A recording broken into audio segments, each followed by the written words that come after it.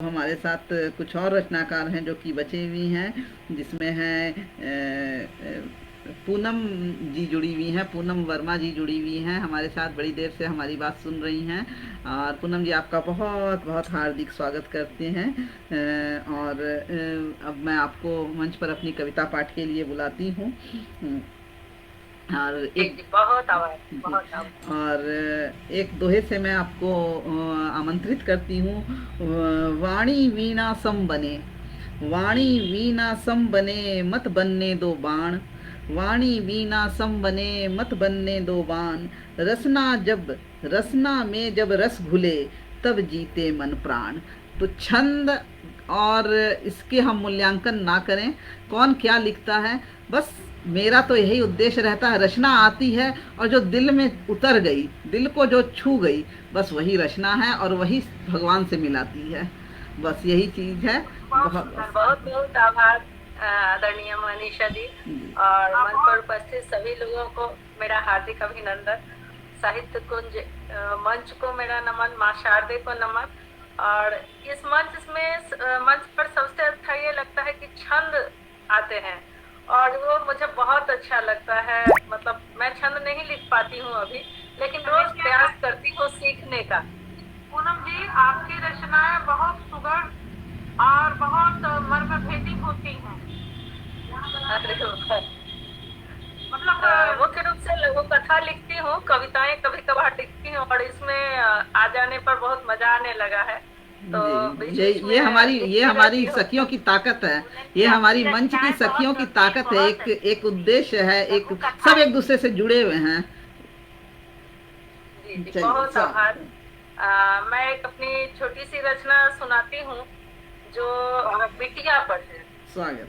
और एक समय आया था जब आज से 20-25 साल पहले, जब बेटियों के लिए माएँ कहने लगी थी कि बेटी मेरी कोख में मत आना, दुआएं मांगने लगी थी कि जो स्थिति थी उस समय भ्रूण हत्या की या दहेज प्रताड़ना, ये अब बहुत कुछ स्थिति सुधर गई है, लेकिन उस समय में ही मेरी बेटी का जन्म हुआ था। और उस समय ही मन में ये बात आई थी, और लगभग उसी समय की रचना है।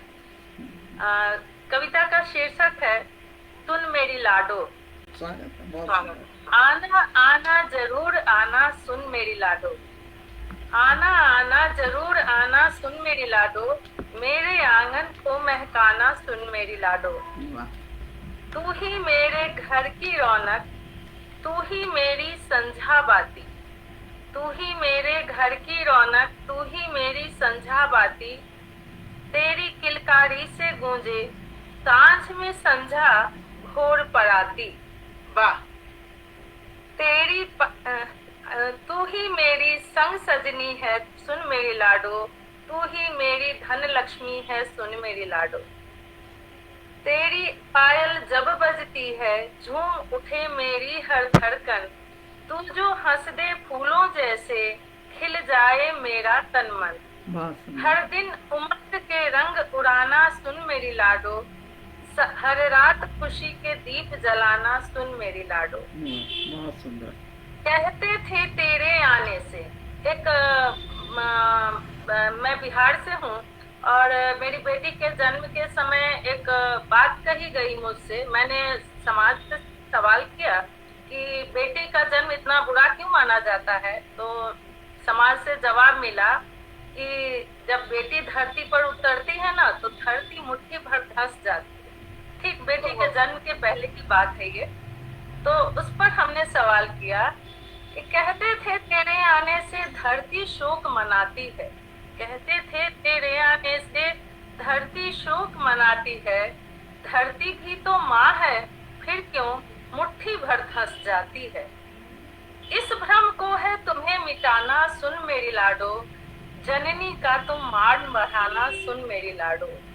आना आना जरूर आना सुन मेरी लाडो, मेरा जीवन सफल बनाना सुन मेरी लाडो। बहुत सुंदर, बहुत तो ये थी मेरी छोटी सी कविता।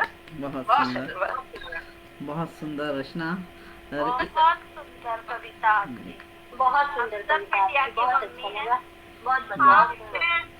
सभी माओं की तरफ से आपने जवाब दे दिया है अपनी बहुत कविता सुंदर। में। कुछ कहने की अब इस पर अतिरिक्त बात नहीं है।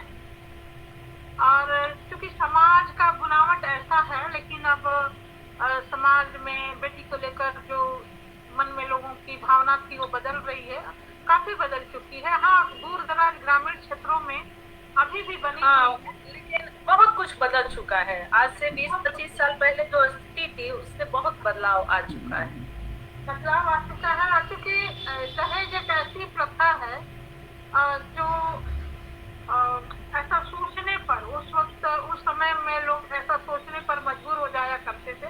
ये प्रथा भी समाप्त नहीं है, बल्कि और विकराल रूप में हमारे बीच में उपस्थित है। लेकिन बेटियां हमारी बहुत सशक्त हो रही हैं और सबसे बड़ी भूमिका परिवार की होती है कि पढ़ाना लिखाना, उनको उच्च शिक्षा दिलाना। और जब शिक्षा, जिसके पास शिक्षा जैसा हथियार आ जाएगा, फिर उन्हें किसी से डरने की जरूरत है। बहुत सुंदर, आपके बहुत सुंदर विचार। बहुत बहुत धन्यवाद सुंदर रचना के पाठ के लिए। और बेटियों के बारे में क्या कहा जाए, हम सब अगर माँ सशक्त होंगी तो बेटियां अपने आप ही सशक्त हो जाएंगी।